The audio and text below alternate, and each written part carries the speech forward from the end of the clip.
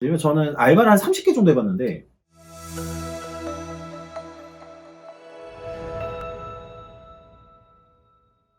안녕하세요. 오늘은 주제를 준비했는데 시드머니를 모으는 방법에 대해서는 저희가 직접 경험한 이야기를 들려줄 수 있어서 네, 재밌을 것 같아요. 네 맞습니다. 그래서 저희가 이제 준비를 한 게 뭐 사업을 하시려고 하든 뭐 어떤 재테크를 하시려고 하든 어느 정도 시드머니가 있는 게 좋기 때문에 20대 때 어떻게 시드머니를 모을 수 있는가 이 부분에 좀 얘기를 해보려고 합니다. 저 같은 경우는 네. 저 솔직하게 말씀드리면 저는 알바를 한 30개 정도 해봤는데 알바를 30개요? 네, 종류가 30개였어요. 음. 뭐 학원 알바부터 시작해가지고 뭐 네. 과외도 혼자서 해보고 뭐 일반 사무직 알바도 해보고요. 네.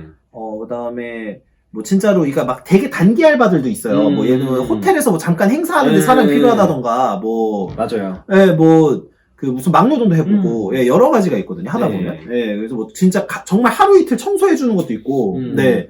그래서 여러 가지를 해봤는데 네. 그 어른들이 말씀하신 진리가 있죠. 추울 때 추운 데서 일하고 더울 때 더운 데서 일하는 건 하지 마라. 그 부분은 정말 충분히 깨달았고, 제가 제일 힘들었던 게 그거였어요. 주방에, 그러니까 제가 요리를 한 건 아니에요. 요리사가 네. 아니라서 요리를 한 건 아닌데, 이게 서브로 뭐 이제 설거지 같은 거 하는데, 너무 더워요. 예, 여름에 뜨거운 요리를 하는 데 들어가서, 거기서 그걸 하고 있으면 정말 죽을 것 같습니다. 예. 일단은 이제 저의 개인적인 경험은 다양한 알바를 해볼수록 좋다. 그럼 제가 하나 궁금한 게 그 박 변호사님께서 알바를 선택하실 때 어떤 기준 같은 게 좀 있으셨나요? 처음에는요. 네. 처음에 경험을 해봐야겠다. 경험을. 그래가지고 여러 개를 해봤는데 네. 역시 과외가 제일 나았어요. 그냥 자기가 네. 잘하는 일을 하는 게 더 좋다는 네. 걸 깨달으신 거죠? 네, 여러 맞습니다. 가지 경험을 통해서. 네네네. 그래야지 그리고 자기가 이제 돈을 버는 거를 어느 정도 예측을 할 수가 있고 관리가 돼요. 근데 저 막 막노동 이제 첫날 나갔는데 이제 그날 바로 골병 들어가지고 거의 뭐 제대로 못하고. 그쵸. 그런 말 있잖아요. 괜히 막노동을 하면 병원값이 더 든다는 말. 네, 맞아. 몸소 또 느끼시고. 네, 돈 받은 것보다 병원비가 더 많이 든다. 파스비로 더 많이 쓴다. 예, 양 사장님은 어떠셨나요? 저 같은 경우는 나름대로 어느 정도 일정 부분 컨셉충이라 볼 수 있는데요. 저는 알바를 아무 알바도 하지 않았습니다. 저는 원래 지금도 비슷한 일을 하고 있지만 그 크리에이티브한 일을 하고 있거든요. 그러다 보니까 알바도 너무 뻔한 건 하기 싫다라는 게 제 학창 시절의 신조였어요. 그래서 아무거나 알바할 바에는 좀 다양한 걸 어차피 제 노동을 투여할 바에는 좀 재밌는 걸 해보자라고 했던 게 일단 청학동이라고 아시나요? 네, 청학동. 예. 제가 그 지리산 해발 800m 네. 청학동에 들어가서 뭐 아이들하고 같이 그 훈사라고 하죠. 네. 아이들을 예절 교육을 해주는 일을 한 2달 정도 합숙을 했었고요. 그리고 영어 캠프라고 해서 이제 삼성화재 임직원들 대상으로 이제 아이들 영어 캠프하는 그런 사진 촬영, 영상 촬영 일도 많이 했었고. 네. 그리고 제가 아까 말씀하신 막노동 비슷한 그 공장, 밤새 할 수 있는 공장에서 밤새 아이스 매트 만드는 것도 했었고, 뭐 이런 식으로 저는 가능하면 경험을 사야겠다라는 생각으로 알바를 했었던 것 같아요. 그게 아마도 요즘에 20대 분들이 아마 비슷한 생각을 하실 거예요. 이양 아르바이트를 할 거면 내가 커리어나 그렇죠. 향후 어떤 취업에 도움이 되는 일을 할 수 있다. 하는 게 좋다. 맞아요. 이렇게 생각을 많이 하실 것 같아가지고 저는 좀 극과 극이었어요. 저는 사실 지금 변호사를 하고 있지만 그 법 관련 알바는 안 했었어요. 법 관련 아르바이트는 안 해봤었고, 뭐 예를 들면 보통 사실 로스쿨 들어갈 때 이제 자기소개서 같은 걸 쓰거든요. 거기에 많이 나오는 내용이 내가 로펌에서 뭘 일을 해봤다. 뭐 이런 내용 많이 했었는데 저는 없었어요, 사실.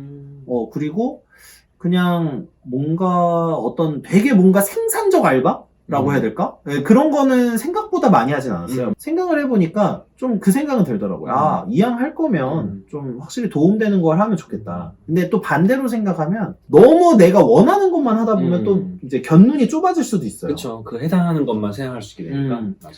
그래서 양 사장님은 지금 이제 사실 프리랜서로도 활동을 하시고 또 여러 가지 사업도 여러 개를 하시잖아요. 그래서 그때 했던 경험들이 좀 지금 업무에 도움이 많이 되시나요? 저는 굉장히 많이 도움된다고 생각하고 있고, 제가 이제 취업 활동을 했을 때도 그 경험이 오히려 면접 때 재밌는 질문을 하실 수 있는 기회를 많이 드렸던 것 같아요. 이제 면접을 보시는 면접관들에게 제 경험들이 나름대로 생소해 보일 수 있잖아요.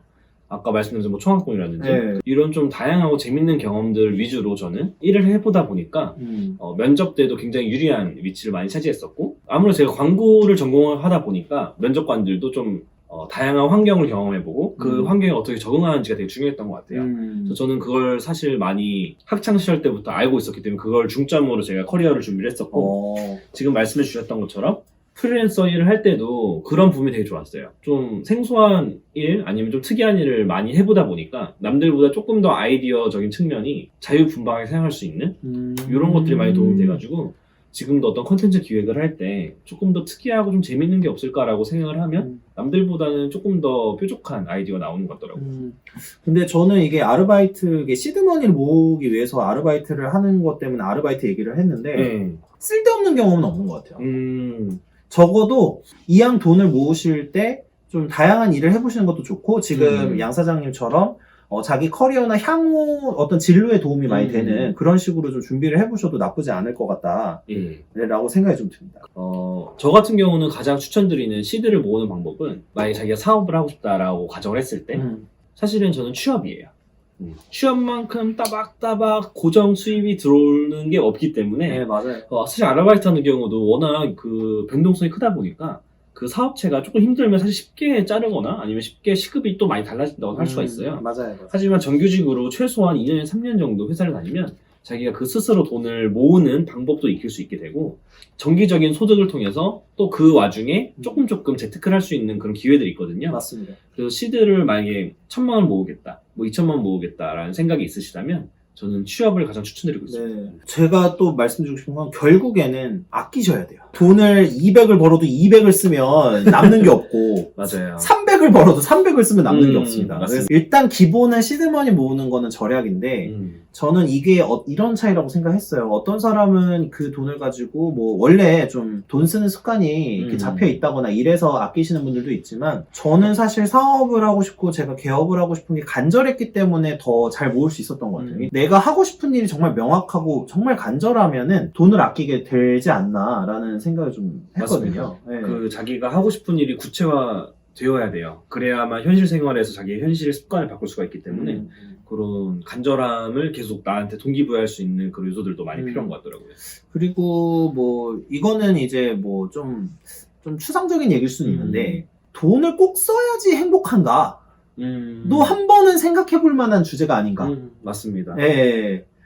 저희끼리 그런 얘기 하잖아요. 저희는 이제 국밥 한 그릇에 굉장히 행복해지는 사람들인데. 네. 이게 사실 그냥 단순 값으로 행복이라고 하죠. 추상적이지만 그 행복은 돈으로 나오는 건 아니구나. 내가 정말 그냥 이 몸이 느끼는 대로 행복을 느껴야지 그 돈에 얹혀가지고 내가 돈 이만큼 썼으니 이만큼 행복해야 돼라는 건 사실은 좀 힘든 것 같아요. 맞습니다. 이건 뭐 사람마다 가치관이 다르겠지만 저는 그냥 돈보다는 그냥 내가 맛있는 거 먹을 때 진짜 맛있는 정도. 그 다음에 뭐 놀고 싶으면 놀고 싶을 때 시간을 어떻게 쓰느냐의 정도 뭐 이런 거에 따라서 행복도가 많이 달라지더라고요. 맞아요. 네. 그래서 여기 저 같은 경우는 아무래도 그 직업이 마케팅이나 광고다 보니까 서울에서 살 수밖에 없는 환경이었어요. 그랬을 때 사실 남의 시설 신경 쓰면 당연히 오피스텔 살아야죠. 그렇죠. 그 막 200, 300 벌면서 오피스텔 살고 깔끔한 주차장이 있는 곳에 살아야만 하지만 저는 그때 사업을 안 하고 그때는 직장인이었으니까 저는 그 월급의 한 70% 정도 적금을 하고 있었거든요.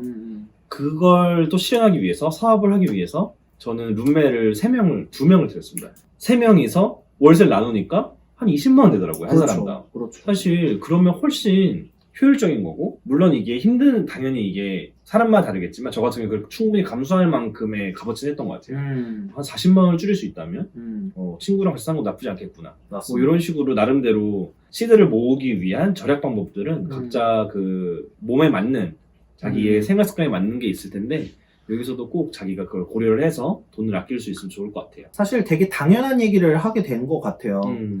정규직에 취업을 해서 월급을 받고 그 월급을 최대한으로 아낀다. 정말 단순한 얘기지만 근데 이거를 생각보다 하시는 분이 많지 않아요.